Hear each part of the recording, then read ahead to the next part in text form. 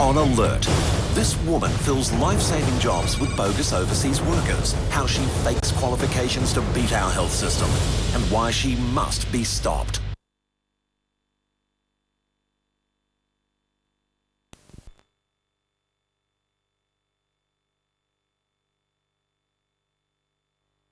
They tried to stop. Sydney's nursing homes and hospitals on alert. This woman fills life-saving jobs with bogus overseas workers. How she fakes qualifications to beat our health system and why she must be stopped. Overseas nurses a better life and career in Australia. But Michell Lloyed is only looking after herself. While she's meant to train nurses for Australian hospitals and nursing homes, the certificates she hands out aren't worth the paper they're written on. Niclos reports on how one woman is lining her pockets at the expense of others.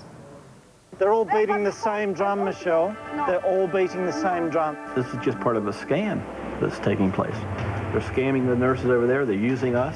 No, Michelle, we have been starving here. No, you are not starving. No. You're a good actor. You are Oh my God. No, Michelle, what about me, Ezekiel? Why don't have... Michell Lloyd's job is to recruit overseas nurses and train them to work in Australia.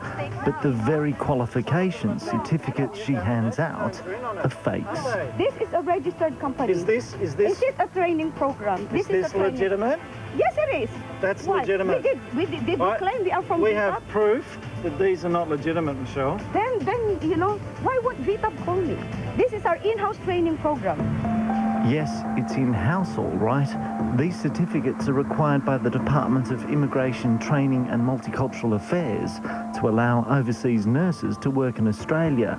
The real certificates are accredited by a government agency, but these have only been accredited by Michell Lloyd, a lady with no nursing experience who charged $1,200 for each certificate. She signed her name on every one. You have promised us everything. But look what we are doing here, nothing. Not only is what Michell Lloyd doing illegal, you'd have to wonder just how qualified all the nurses are that she brings into the country from overseas and places in Australian hospitals and nursing homes. They gave him a certificate. It was just a Xerox copy. None of them are real. No. Jacob and Davina Steelman had business dealings with Michell Lloyd, a job order for 100 overseas nurses for placement in nursing homes in Australia to meet the nursing shortage, but none were forthcoming. Instead, the Steelmans say Michell Lloyd pocketed the Filipino nurses' money. She used us to entice the nurses to come over here, and then for whatever reason, she didn't want to give us any nurses. I am not taking their pay. Well, we've got proof that you are taking the pay. Where's the proof? Show me. I've got it in the file. What we will show you is how Michell Lloyd's been lining her pockets, financially benefiting from what she does. These nurses paid Michell Lloyd up to $8,000 for a job placement known as a 457 visa. They made it to Australia only to find out they'd been had as well. You're living in a foreign land and you're so helpless.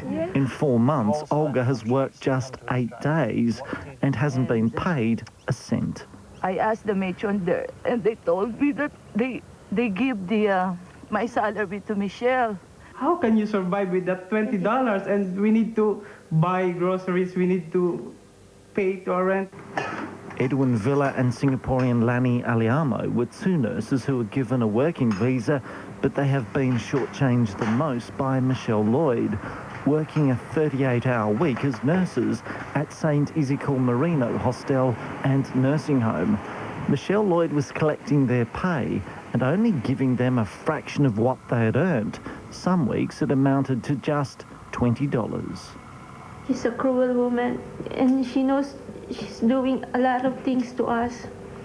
And she's just thinking about what she can get. All those money, it's all with her.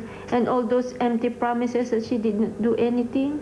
They're working in nursing homes, you're taking their money, then giving them a little bit of pay. No. It's not enough to live on, Michelle. We have already moved to sanction one of the operators of one of the nursing homes to prevent them from bringing in any more nurses or any more skilled migrant employees, and we're about to move on a second one. So this is a very serious matter for us. And after months of complaints, the department is finally acting. Sandy Logan is Immigration's head communications manager. He says there's clear evidence the workers have been dudded. The investigations are underway by the Department of Immigration and Multicultural Affairs. Compliance officers and business monitoring units are hard at work. A number of other Commonwealth and state agencies have also been brought into this investigation. Why you are taking our salary directly? Because you allowed me to, Edwin. No, We've already I didn't allow you to take our salary. Niclos